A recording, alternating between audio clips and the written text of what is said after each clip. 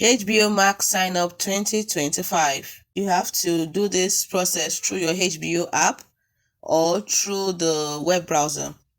So let's go ahead. So at the top, you're gonna search at the top search bar, you type in HBO Max Sign Up. Once you do that, you will see various things, but you have to search for HBO Max and the Sign Up Now button. Tap onto it, and once you found it, you will see your interface. You will see various plans, which is basic with add standard and premium plan. The cheapest one is basic.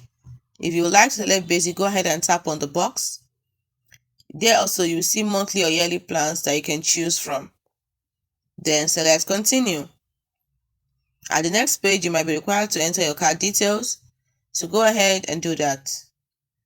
And now, in order to create an account, simply go ahead, type in your email address and select continue.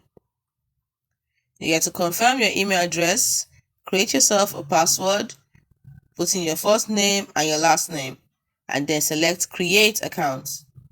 Once you do that, that is it.